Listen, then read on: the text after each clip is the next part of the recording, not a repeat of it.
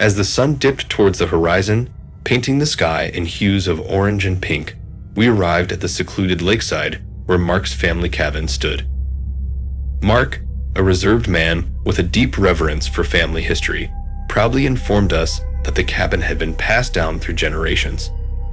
It was a cherished relic of simpler times, built by a distant ancestor who sought solace in the serene beauty of this remote spot. Inside, the cabin exuded a rustic charm that spoke of years gone by. The walls were adorned with black and white photographs capturing moments of laughter and solemnity from days long past. A stone fireplace dominated one corner of the main room. Mark and Jake, lifelong friends whose easy banter filled the air with laughter, gathered their fishing rods and gear while I inspected the rowboat tethered to a worn-out dock. Its wooden planks creaked underfoot, testament to countless journeys across the tranquil lake. With a sense of anticipation, I launched the boat into the water, the cool lake lapping gently against its sides. Rowing out into the heart of the lake, I felt a profound connection to the natural world around me. A thin veil of mist began to rise from the lake's surface, swirling delicately in the fading light. The air grew cooler, and a sense of anticipation tingled at the edge of my consciousness. The air grew colder, chilling my skin and sending shivers down my spine. The mist, now thickening into a dense cloak around me, muted the sounds of the surrounding world. In the dimming light, the cabin on the shore appeared as a distant beacon, its outline softened by the swirling fog. I strained to catch a glimpse of Mark and Jake, but their figures remained obscured, distant shadows moving in and out of view like phantoms in the mist. The tranquil serenity of the lake shattered with the piercing cry of my friends. Fear coiled in my gut as I fumbled, the boat rocking dangerously under my hurried movements. "Mark, Jake," I shouted, my voice carrying across the water with desperate urgency. The mist thickened around me, obscuring the shore and enveloping everything in a surreal haze. In my haste to reach them, I lost my balance.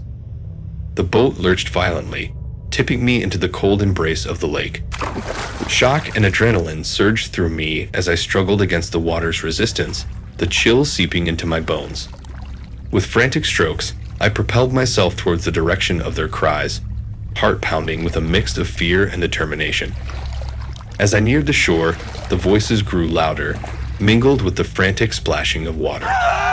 Gasping for breath, I finally reached solid ground, my legs trembling beneath me. "Where are you?" I called out, scanning the shoreline with wild eyes. There was no response, only the distant echo of my own voice bouncing off the trees.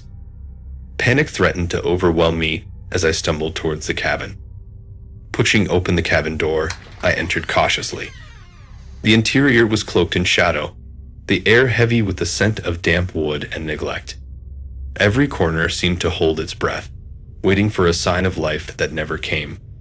"Guys, this isn't funny," I yelled, my voice cracking with a mixture of anger and fear. The cabin remained ominously silent. A sudden knock at the window made me jump, my pulse racing anew. I turned slowly, heart in my throat, to confront the source of the disturbance. Through the fogged glass, I caught a glimpse of movement, a fleeting shadow that vanished as quickly as it had appeared. Heart pounding, I approached the window cautiously, peering into the mist-shrouded darkness beyond. My breath caught in my throat as I strained to see, my mind racing with thoughts of unseen dangers lurking just beyond reach. With trembling hands, I reached for an old kerosene lamp on the nearby table. Its warm glow illuminated the room.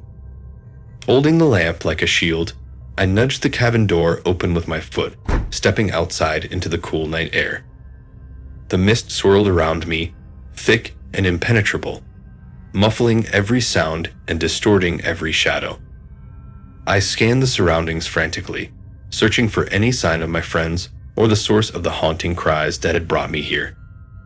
And then I saw it, a figure standing just beyond the reach of the lamplight. My breath caught in my throat as I froze, every instinct urging me to run.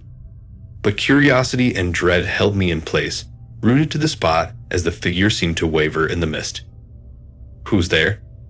I called out, my voice trembling despite my efforts to sound brave. The figure remained still, its presence a silent threat in the darkness. With a surge of courage fueled by desperation, I hurled the kerosene lamp towards the figure's feet. It shattered on impact, casting a burst of flames that illuminated the figure's face for a fleeting moment. And then it screamed. A guttural cry that echoed through the night, chilling me to the core. The lake releases Bruce. Look inside the fireplace, it rasped, before disappearing into the mist as suddenly as it had come. Suddenly darkness enveloped me. Pain flared on my cheek, and then a scream, jolted me awake. Opening my eyes, I found myself on the shore, with Mark and Jake leaning over me, expressions of concern etched on their faces. They explained how they had pulled me from the overturned boat, relief and bewilderment evident in their eyes. Ignoring their questions, I made my way towards the small cabin, drawn to the fireplace like a moth to flame.